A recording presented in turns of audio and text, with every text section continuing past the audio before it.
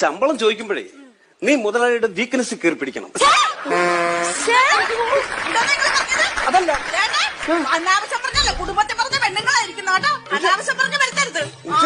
പക്ഷെ ഞാൻ പറഞ്ഞത് അല്ല വൈദ്യരെ, എനിക്കൊരു സംശയം. എന്താ സഹോദരി കുട്ടി ചോദിക്ക?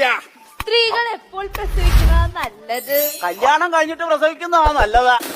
ഇല്ലേ പേരുദോഷം ഉണ്ടാവും. നന്നായിട്ട് നമ്മളെ ഇളക്ക. എടാ, ഞാൻ തരുന്ന ഒരു പേസ്റ്റ് ഉണ്ട്, അത് ഉപയോഗിക്കുവാണെങ്കിൽ അത് നല്ലതാണ്. അതിനകത്ത് എന്തൊക്കെയാണ് അടങ്ങിയിരിക്കുന്നത് എനിക്കറിയാവോ? എന്തൊക്കെയാണ് അടങ്ങിയിരിക്കുന്നത്? കരയാമ്പു, കർപ്പൂരം, കുന്തിരിക്ക, രാമച്ചൻ, തെറ്റിപ്പൂ. ഇത് ഇത്രയുണ്ട്. ഞാൻ ഒരു സംശയം ചോദിച്ചോട്ടെ? എന്റെ വായിക്കത്ത് എടാ, നീയൊക്കെ ബോംബെയിലെ അധോലോകമായ ധാരാവി ധാരാവി എന്ന് കേട്ടിട്ടുണ്ടാ? ഞാൻ കേട്ടിട്ടുണ്ട്, പോയിട്ടുണ്ട്. എന്താടാ അണ്ണാ, ഇനി പോകുമ്പോ എന്നെ കൂടെ കൊണ്ടുപോകൂ.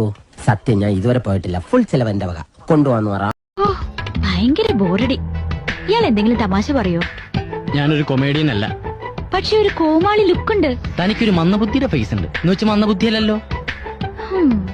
യൂണിഫോം ഇതുവരെ തയ്ച്ചില്ലേ? ഇനി തയ്ച്ചിട്ടൊക്കെ എപ്പിട്ടിട്ട് പോവാനാ? എടി, യൂണിഫോം തേച്ചോന്നാ ഞാൻ ചോദിച്ചേ. തേച്ചോ ചേട്ടാ, ഇങ്ങനെ തേച്ചോന്ന് ചോദിക്കല്ലേ, ഇസ്തിരിക്കിട്ടോ അത് മതി. എന്താ തേച്ചോന്ന് ചോദിക്കുമ്പോ എന്തോ എവിടെയോ ഒരു കുറ്റബോധം.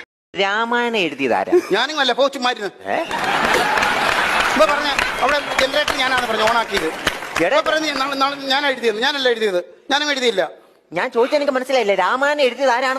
ഞാനല്ല എന്നെ കൊണ്ട് ആക്കാൻ നോക്കണ്ട.